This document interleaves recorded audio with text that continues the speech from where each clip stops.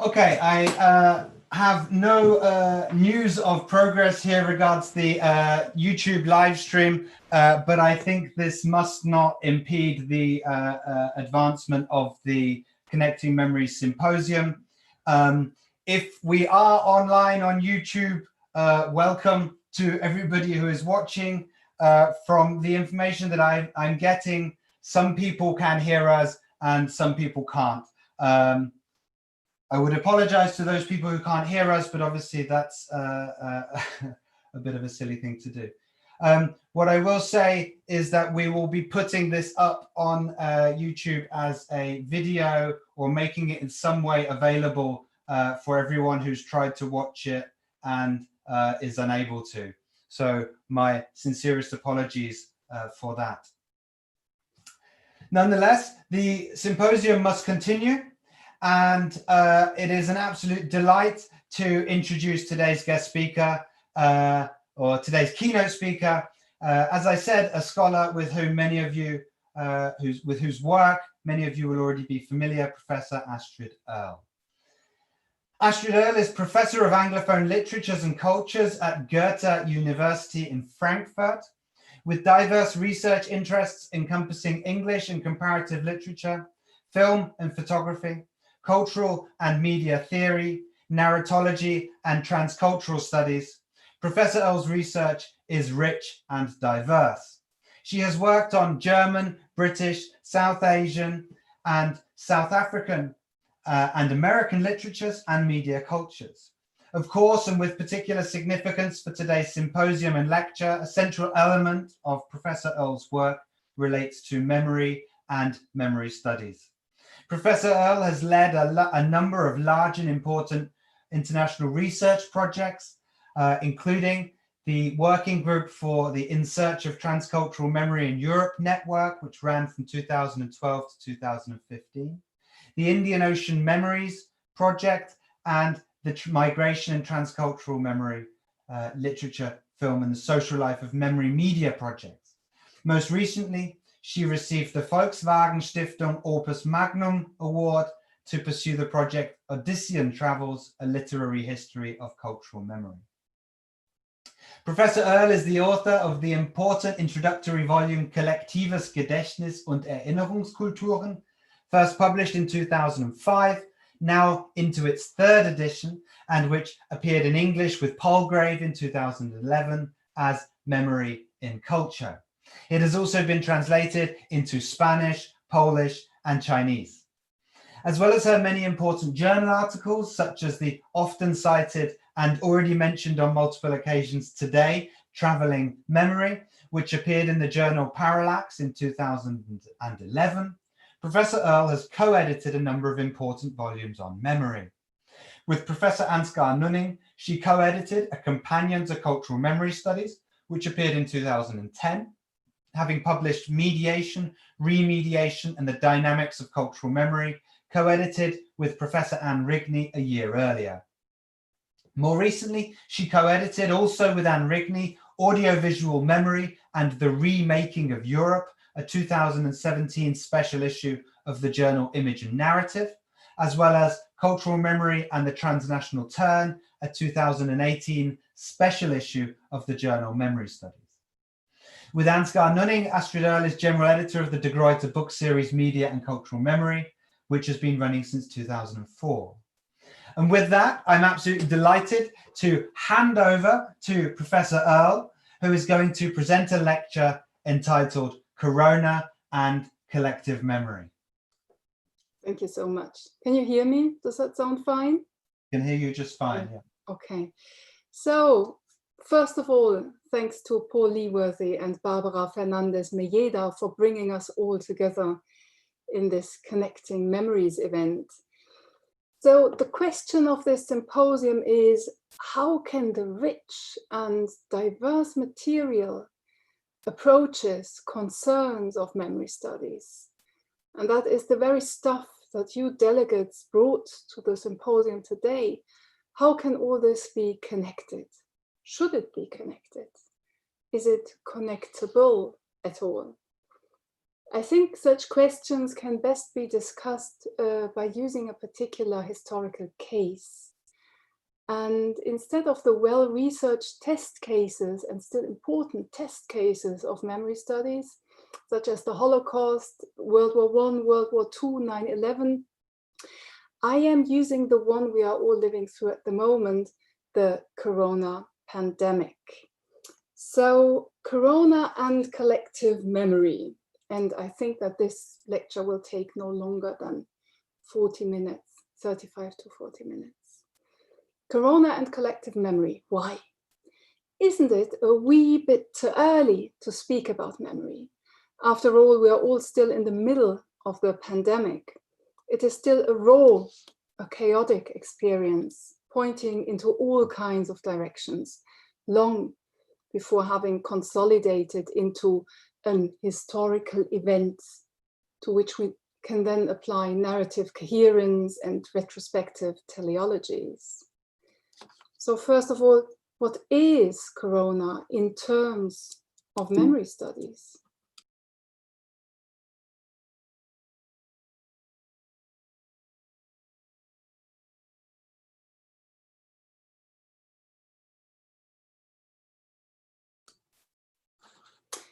So what is Corona in terms of memory studies? Corona now is a global occurrence, and I need to say the German here is a mere Geschehen. These are the sheer biological facts that we are facing now. Corona is spreading everywhere in the world. I think it is not an event proper because it is unfinished and lacks structure. But it has all the ingredients to turn soon into a global event, and an event based on a combined yet utterly uneven experience. So now potentially Corona may turn into a future planetary memory. And this is somehow an optimistic scenario that I will come back to at the end. So why talk about Corona in terms of memory at this stage, when, for now, it is merely an occurrence? Why try to catch an event, a memory in the making, while it hasn't yet fully emerged? The reason for me is that collective memory, even now, plays into the Corona pandemic in various ways.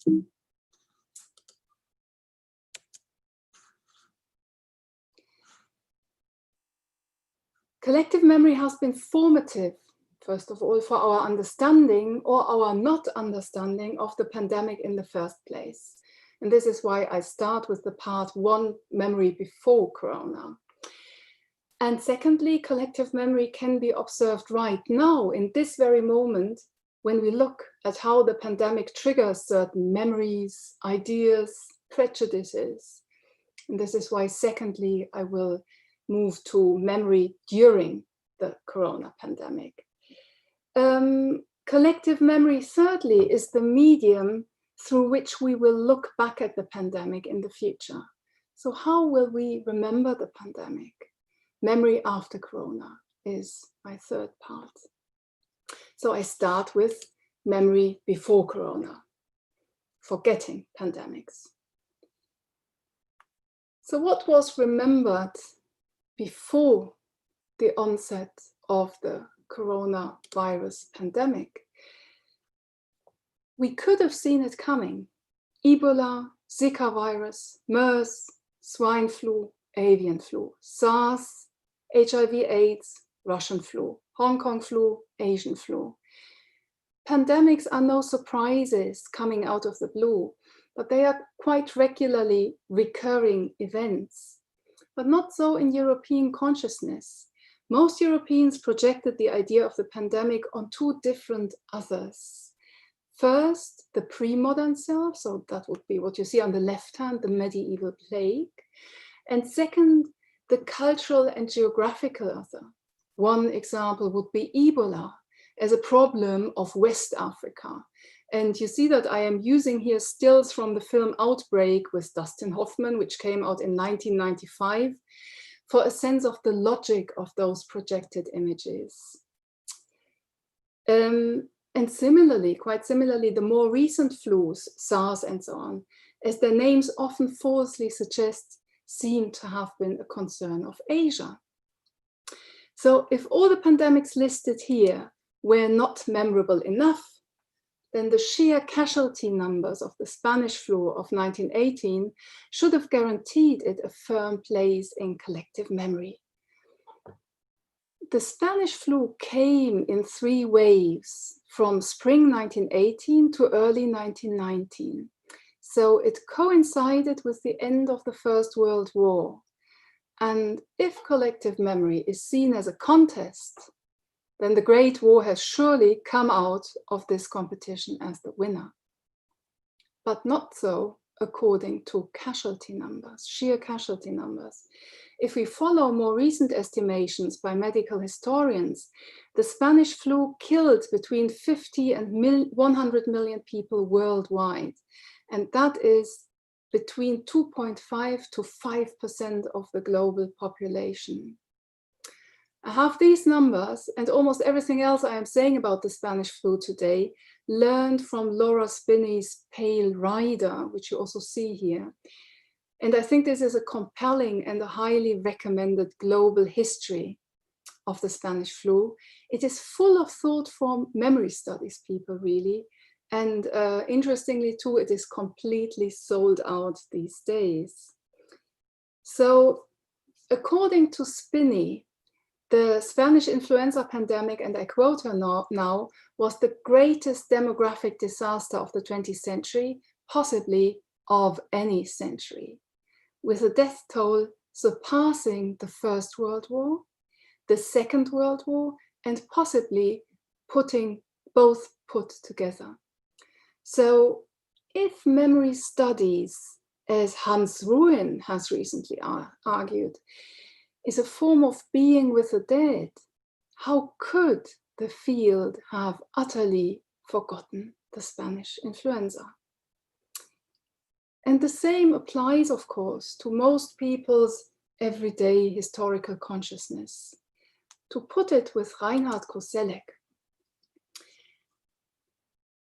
and his conceptual pair of space of experience and horizon of expectation, in early 2020, pandemics, such as the Spanish flu, were for most Europeans not part of their space of experience. What is remembered in culture constitutes the space of experience. And this in turn shapes what can be imagined as possible futures, the horizon of expectation. Or, adapting a more recent cognitive psychology term, we could also call this is the collective remembering imagining system. But the Spanish flu just was not a major item of the commemorative cycle.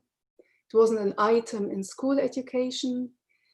And I think even after its slight re-emergence of its memory in the context of the flu's centenary, so that was just a couple of years ago.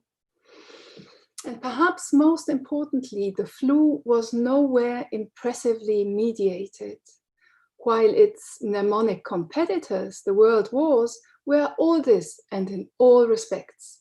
And this is precisely why the onset of the corona pandemic could thoroughly jumble up the relationship between space of experience and horizon of expectation.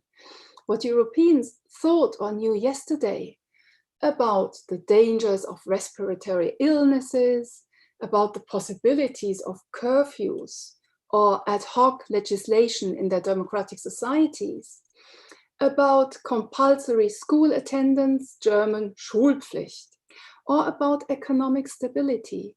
All this was blown away today, and it would be thoroughly transformed tomorrow, with surprising and ever more surprising virological and political news coming in each day. The new corona experience just did not match up with usual expectations. The corona pandemic quickly turned into an imposition, as Chancellor Angela Merkel said in her governmental statement in April.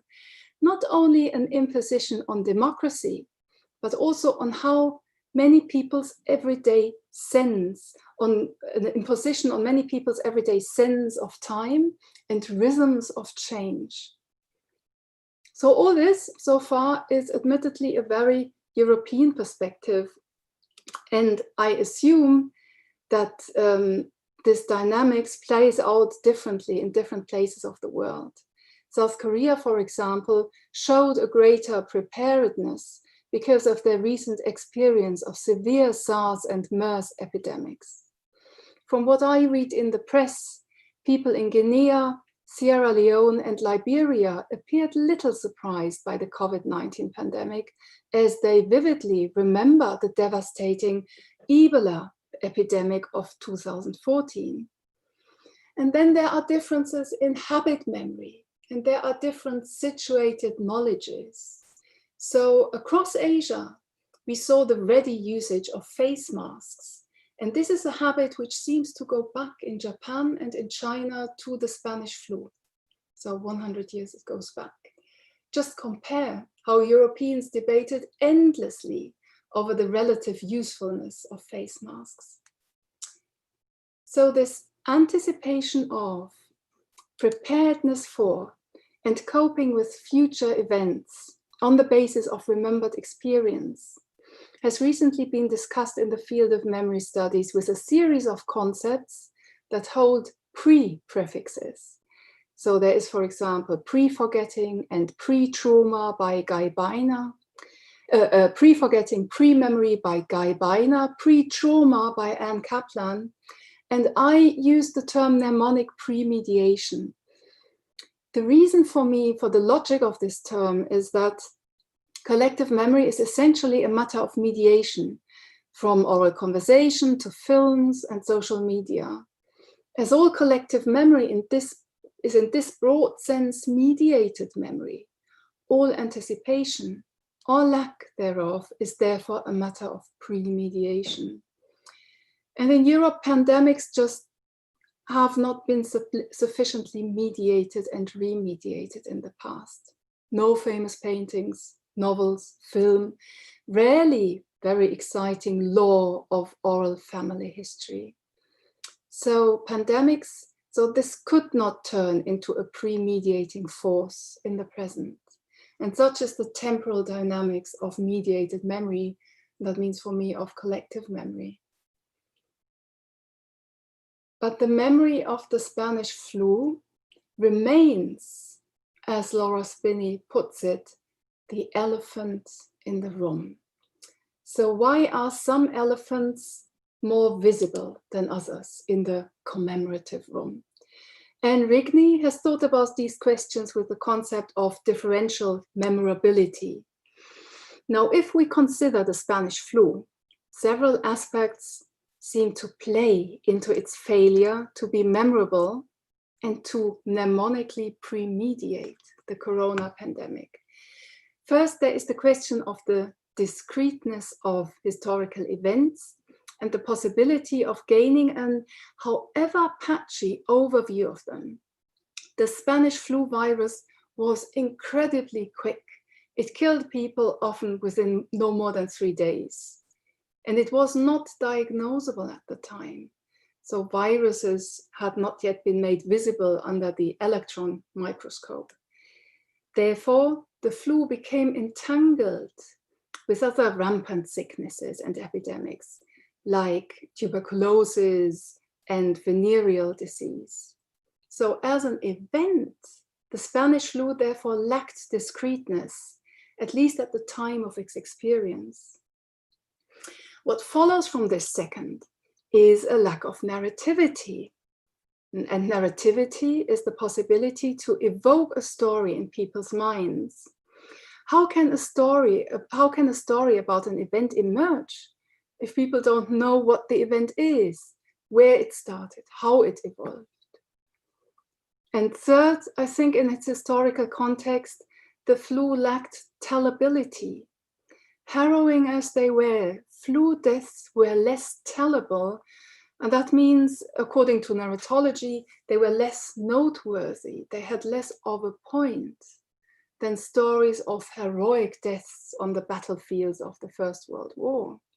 And here we see how Enrigni's differential memorability clearly points back to Judith Butler's differential grievability, and how both emerge from the stories that we tell about the world.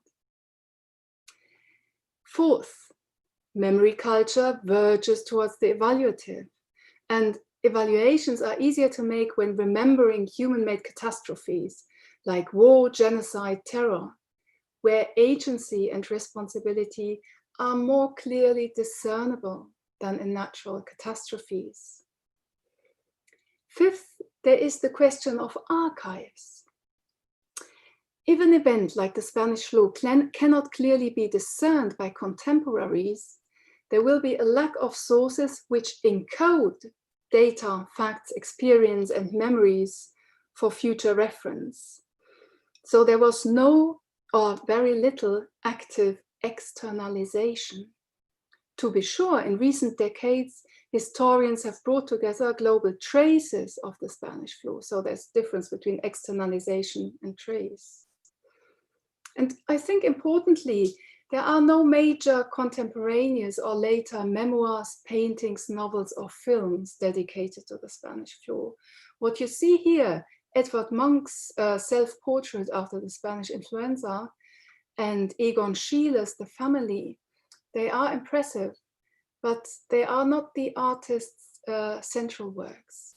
So no strong visual icon seems to have survived.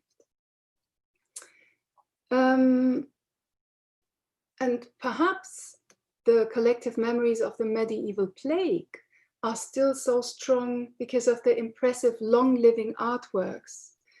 For example, the painted dances of deaths that are still found in many churches all over Europe. So the Spanish flu was, to use a word by Samuel Heinz, it was not sufficiently imagined. It was not a pandemic imagined. And this is why it did not turn into a pandemic remembered. There was and is, however, one strong and detailed form of memory of the Spanish flu. And this is not found in state commemoration textbooks, art, literature, or family history, but in scientific memory systems. In the emergence of epidemiology and virology as modern scientific disciplines since the 1950s, the flu attained foundational status. So such specialized systems do not operate with commemoration, but with archives, knowledge retention. And in the case of reverse genetics, also with the reconstruction of flu RNA. So in times of crisis, such specialized forms of memory can come to the fore and feed into more mainstream interdiscursive collective memory. So importantly, scientific worlds of memory verge more towards the abstract knowledge pole than towards the time-bound, identity-related, experiential and emotional remembering pole of collective memory. But I think that both parts are part of collective memory, and memories can migrate between them. I come back to this point at the end.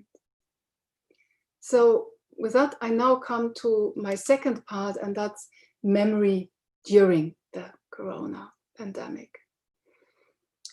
So what is remembered during corona times? What memories are triggered now by the experience of a pandemic? Again, this plays out very differently across the world. In different contexts, different memories are activated when people are confronted with corona. So first of all, paradoxically, a transnational operative virus has engendered a renationalization also in terms of memory.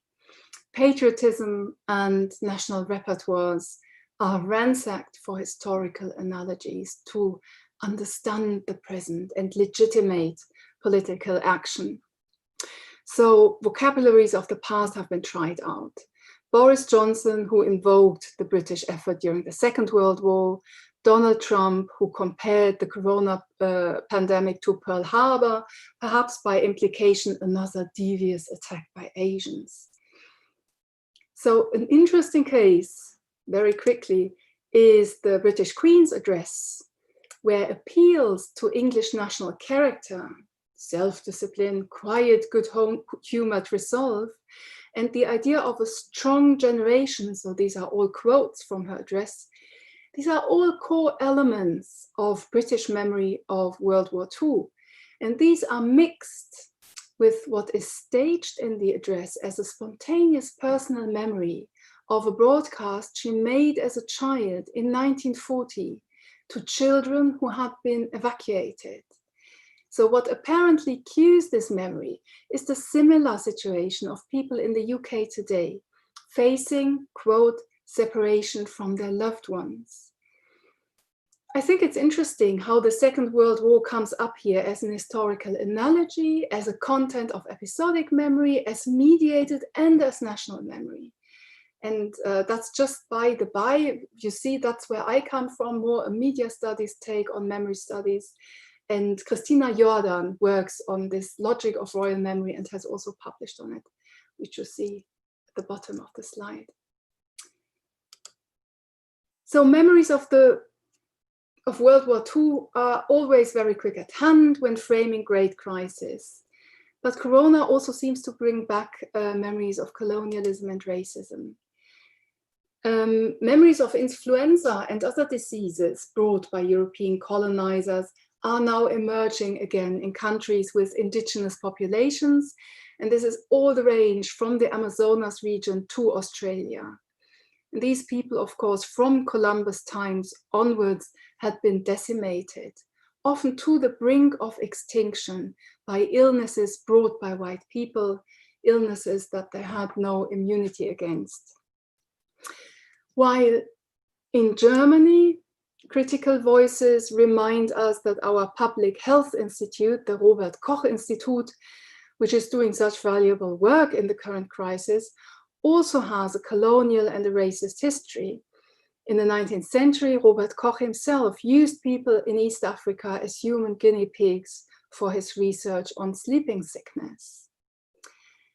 The corona pandemic also triggers racial stereotypes, which belong to the often non-conscious, I would say, repertoire of collective memory, and which are often the product of colonial histories that I've just spoken about. There is a long history of coding fear of others, for example, into a language of infection, disease, decay.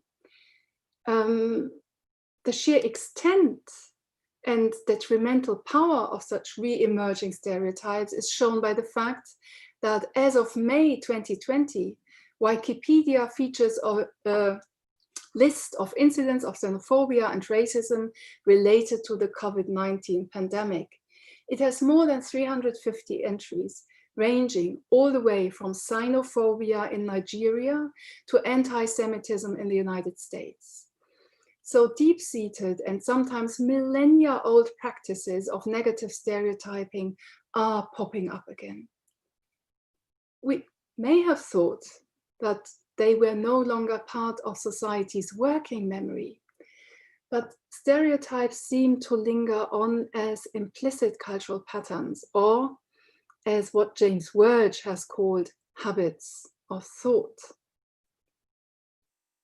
To end this on a lighter note, on literary memory, among those who can afford to be more bookish in their attempts to make sense of the current situation, Corona triggered a renewed interest in the history of pandemics.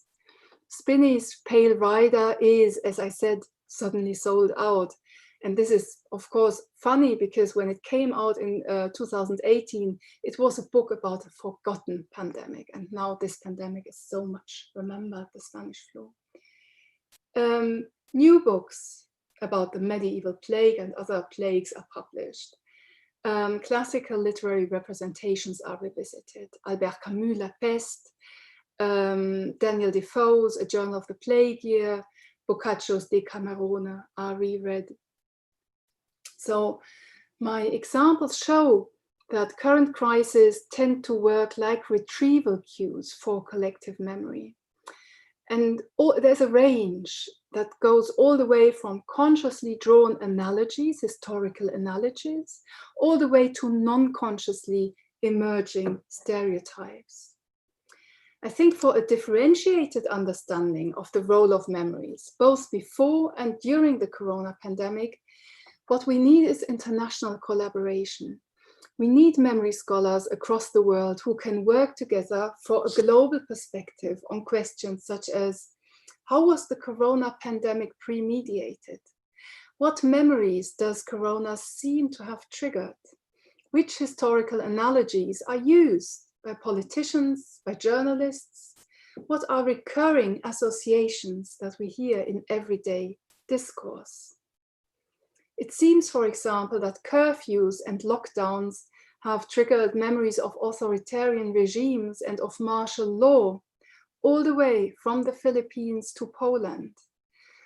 And perhaps at least part of the dynamics of the current George Floyd protests also derive from the fact that the corona health crisis once more reveals racial injustices in the American system, and thus makes memorable the long history of such injustices all the way back to slavery.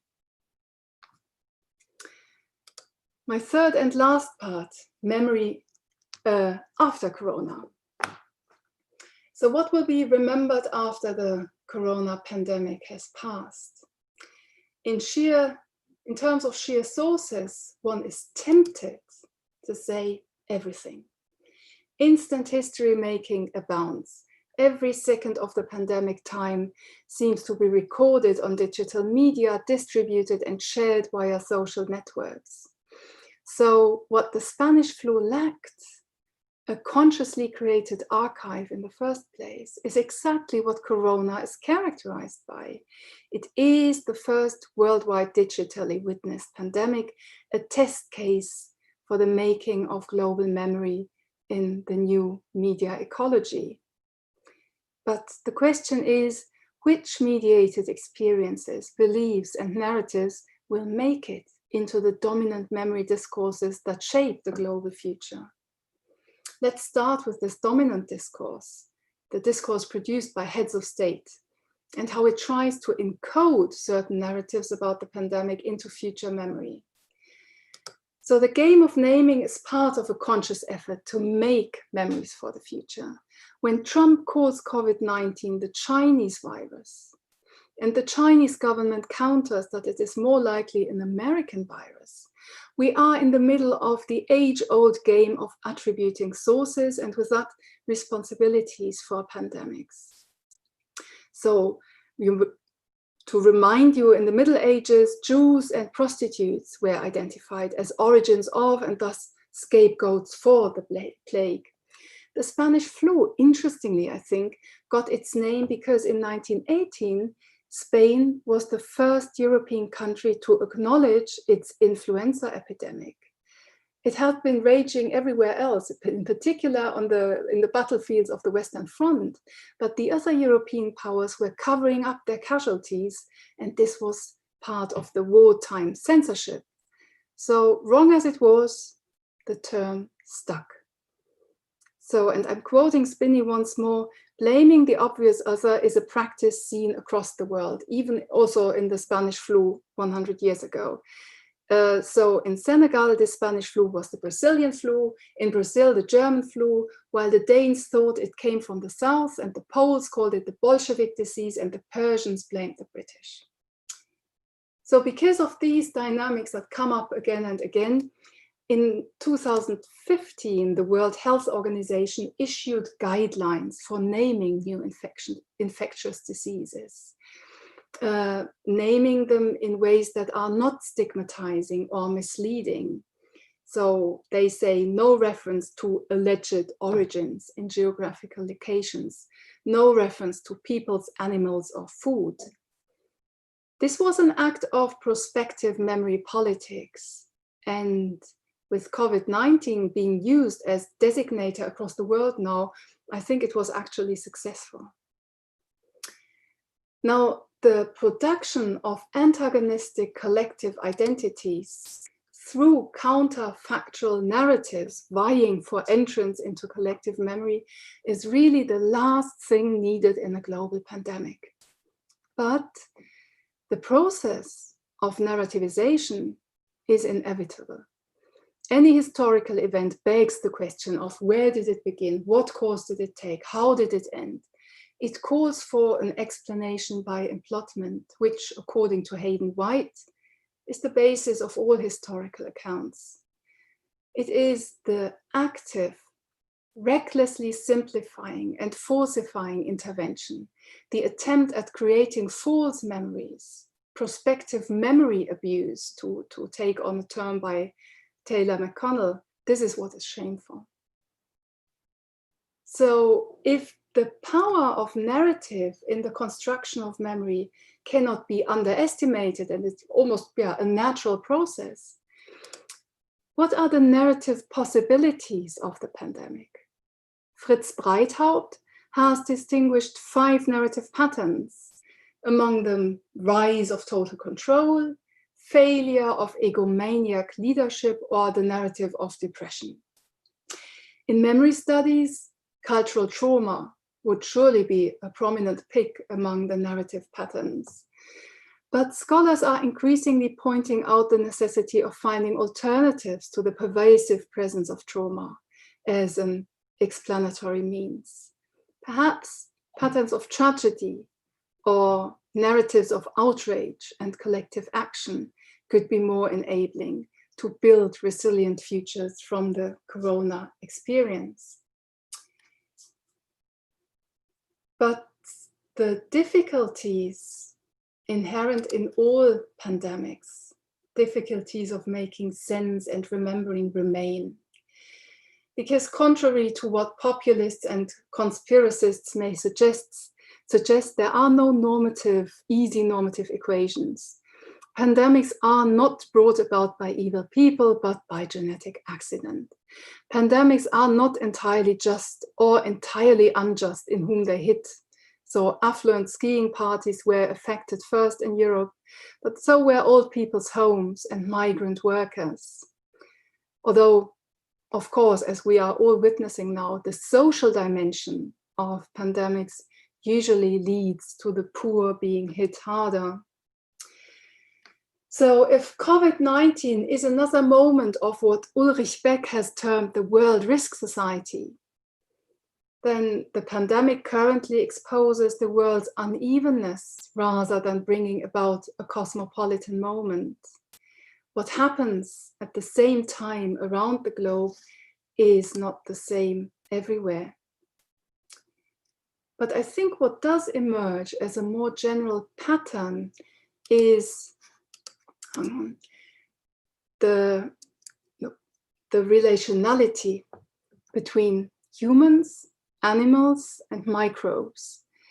It is one of the ironies of the past century that the swine flu of 2006 was not a flu coming from swine, but it was the Spanish flu returning to its original host 100 years later, after humans had given it to their domestic pigs.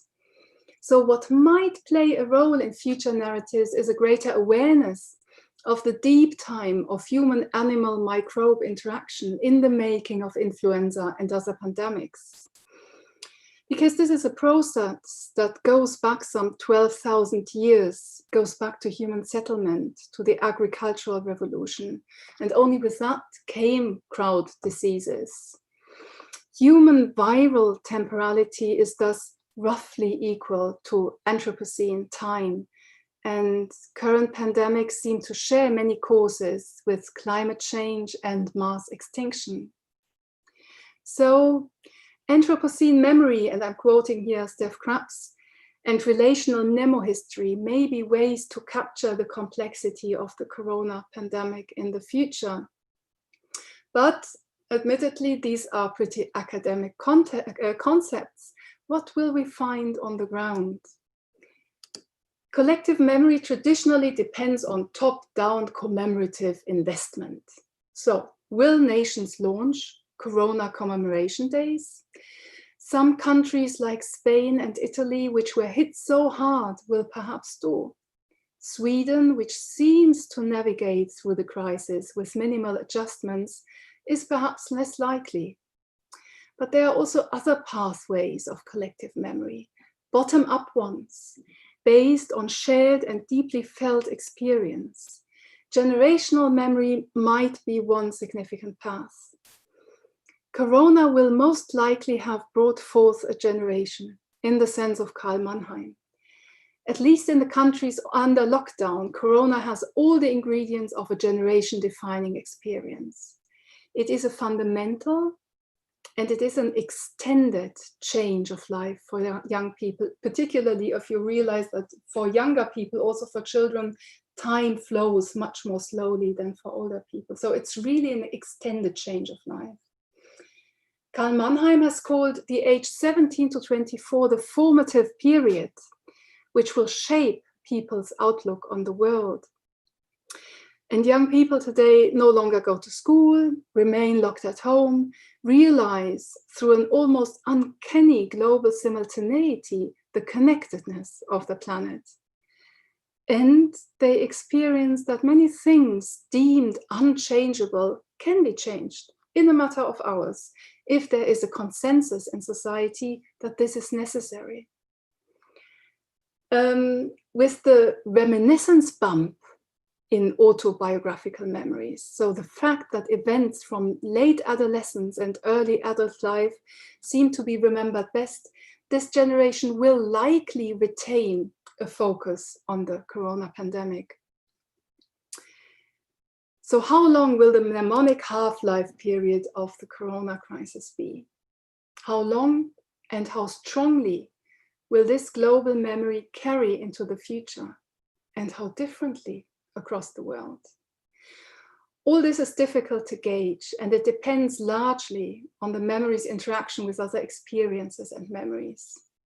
In general, as Bill Hurst maintains, health crises do not stick very well in collective memory. And the reason is, of course, that they are not easily usable for normative lessons, collective identities, or visions for the future. So I think Corona may be blocked out or overwritten by other events that may happen in the near future, by economic and political crises in particular. But I see another possibility. So my hunch is that for future generations, Corona may be less a memory, but rather a medium. It will be not so much an explicitly remembered or even commemorated event, but more something of a catalyst that has brought to the fore certain histories and concerns, in particular climate change and racism. And to be sure, there are no strong causal relations. Climate change does not cause corona. Corona does not cause racism. But the corona time, these past 3 months, has exemplified, actualized issues connected with both climate change and social injustice. It has shown what a world without planes and cars would look like. And it has made visible and exacerbated existent injustices in the health system, on the job market, in the tissues of societies, all the way from India to the United States. So here's an optimistic scenario.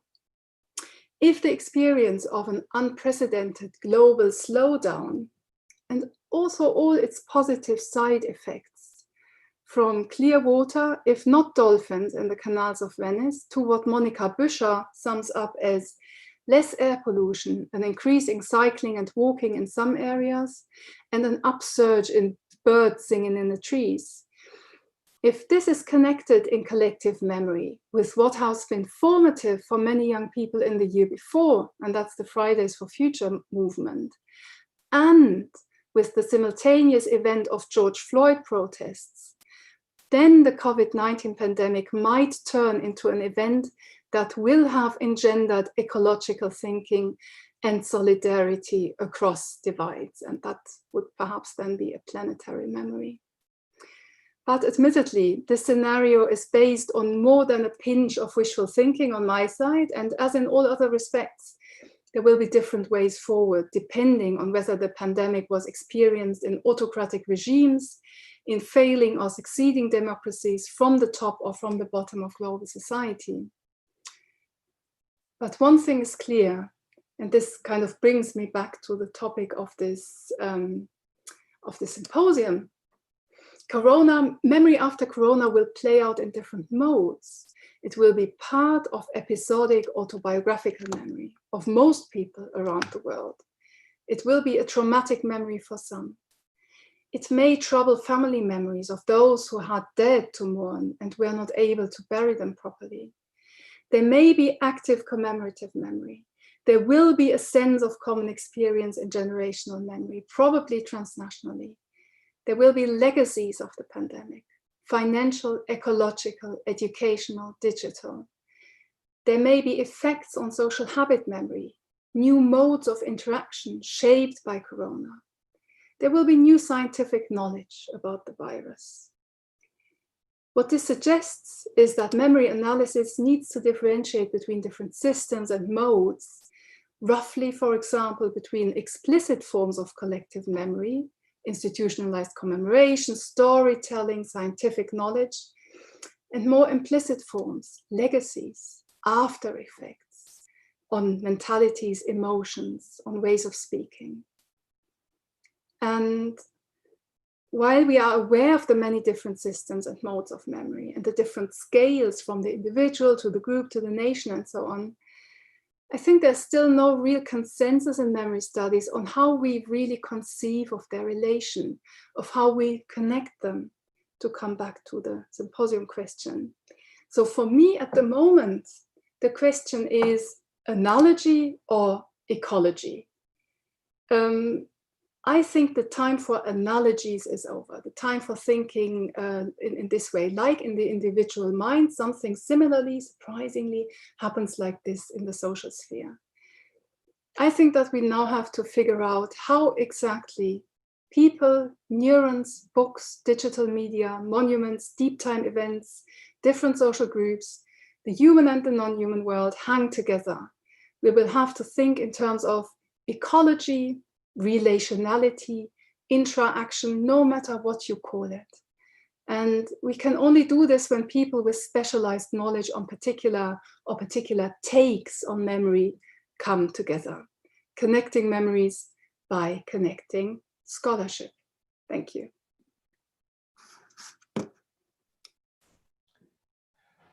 Thank you so much for your talk, Professor Erll.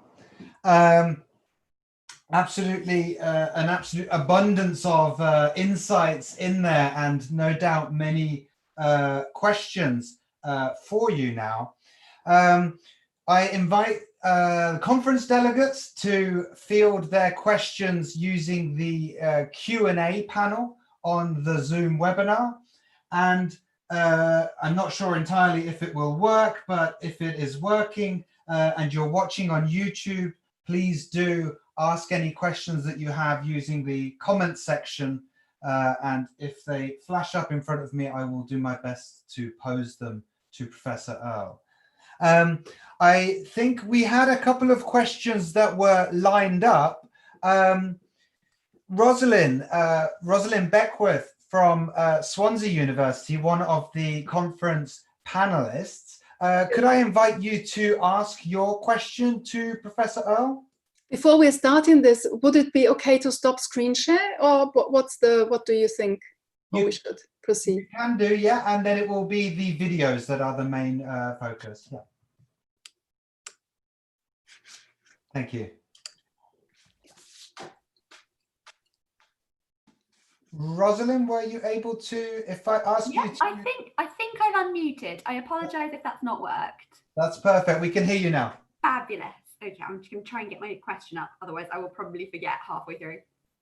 So, Professor Erll, you wrote in 2008 in your introduction to the Cultural Memory Studies Handbook that historical and political changes became a catalyst for the new memory studies. Do you think that the coronavirus crisis will lead to a new surge in interest in remembrance, especially given the very visible wave of nostalgia occurring presently, as exemplified perhaps by the overwhelming popularity of the Talking Pictures television channel in the UK, which during lockdown normally does as well, only shows nostalgic films, often black and white, which have predominantly been neglected by other broadcasters? Yeah, so when I wrote that historical and political changes brought about an interest in memory, that was, of course, the Holocaust having been over 40, 50 years, the fall of the German Wall, the breaking up of the Soviet Empire, and all these things, transitions all over the world.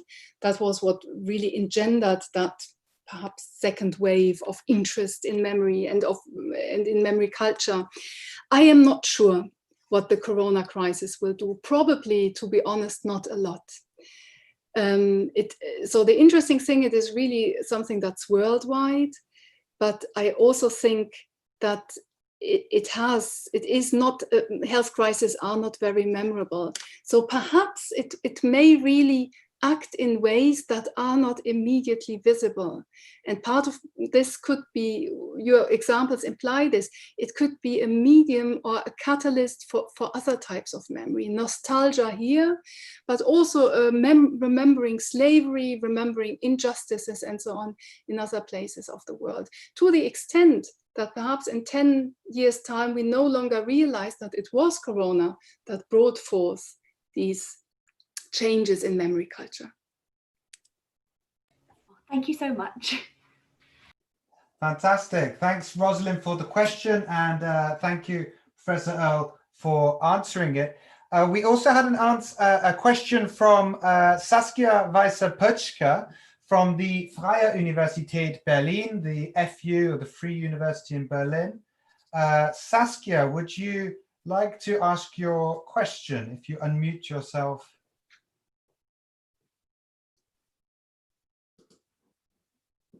Great. Yeah.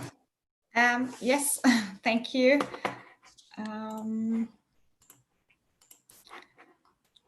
Sorry, just have to look the question.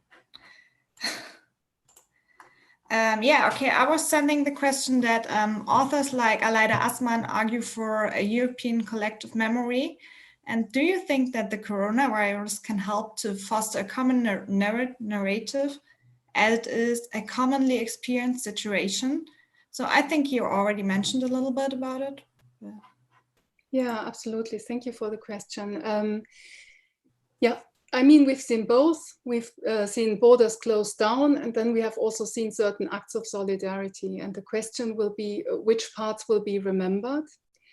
And I think a big question will be, how is Europe now going forward in facing the end of the crisis and in basically rebuilding European economy? Thank you.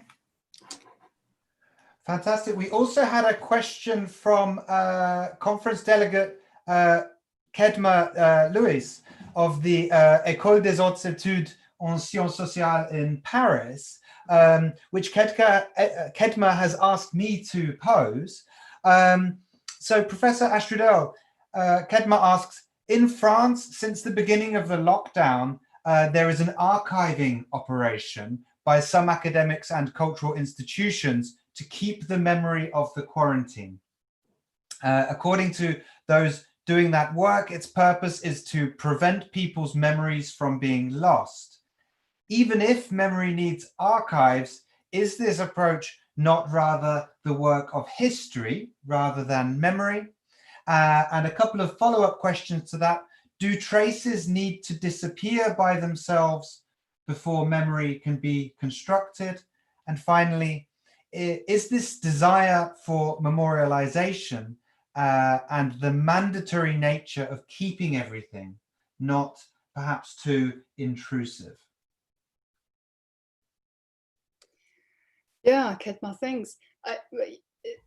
I think I know about this archiving project, and I wouldn't describe it in terms of this is memory or history, but rather what kind of memory studies could this be? And for me, this would be an active interventionist type of memory work, probably, which is when we look at the field at one side of the spectrum, and all the other, there is a wide range, and at the other side of the spectrum, there are the people who let things pass and look then at them ex post facto without trying to intervene into memory culture, change memory culture. Of course, we do all the time. As soon as you open your mouth, we will change memory culture, but who try to be more aloof. I do think we have a problem when traces disappear. So I think 90% of memory will be reconstructed from traces that are there, but in a very imaginative way, of course, piecing them again together in different ways.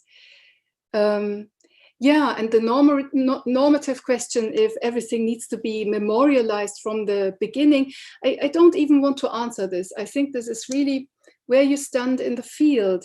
I think one of the ironies could be that in the end of the day, nobody wants to look at this archive, but would have loved to look at the archive of the George Floyd protests, which nobody probably thought of archiving right now. This is how the dynamics of history, yeah, and memory.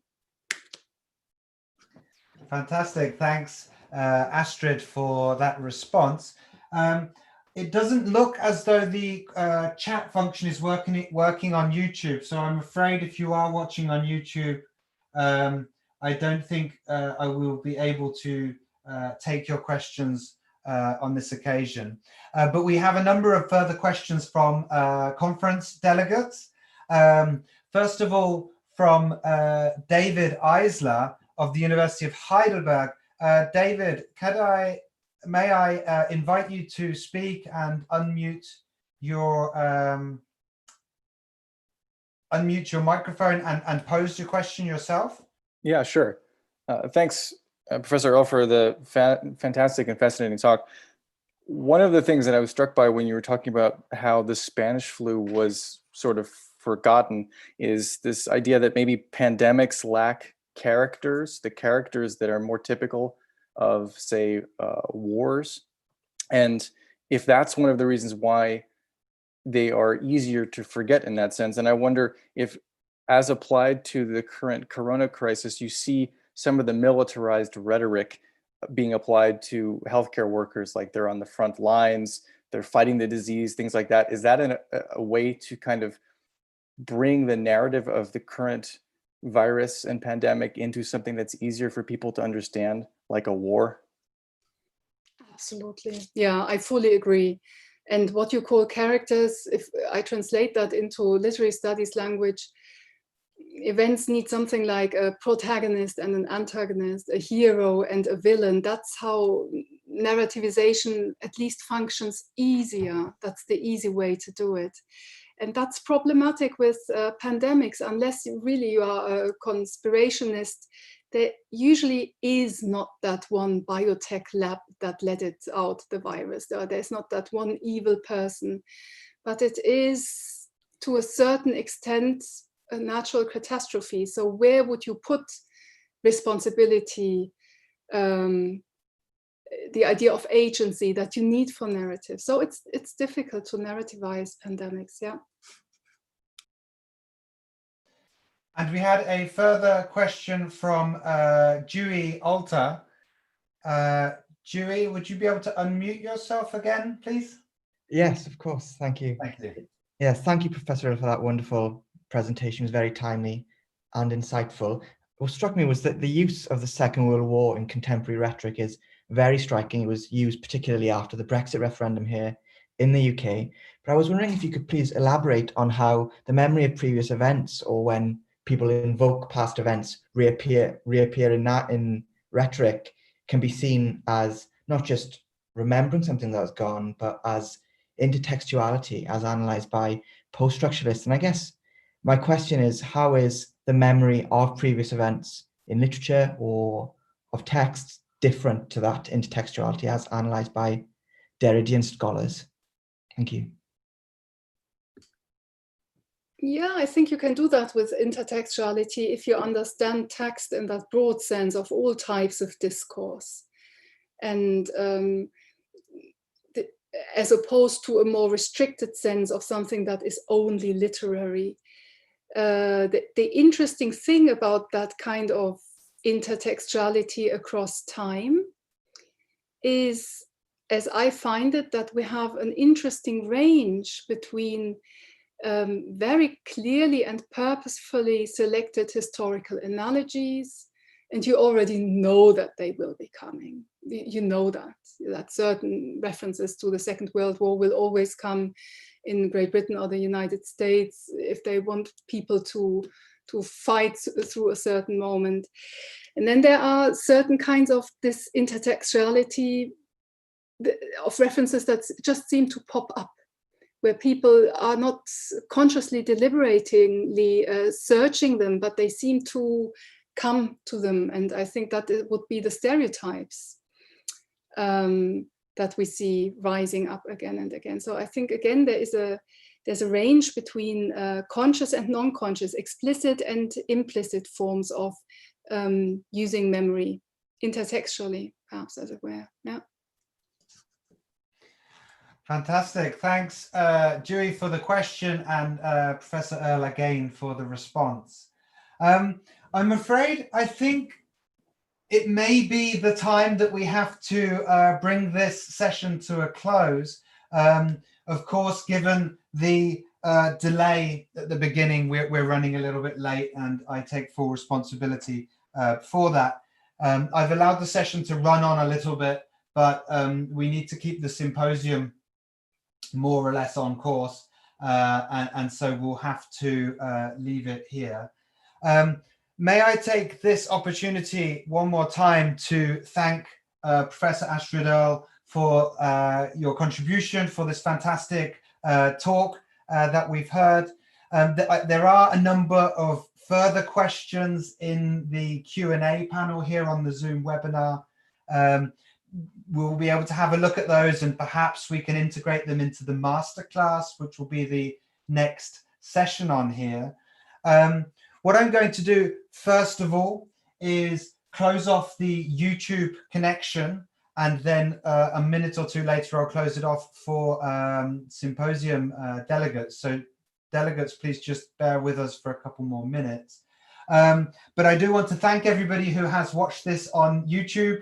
I apologize sincerely for either the faff and waiting around that you had if you were on the stream that didn't work. And if you were on the stream that did work, I apologize for the scenes of myself frantically trying to make the stream work, thinking that it wasn't working when in fact it already was.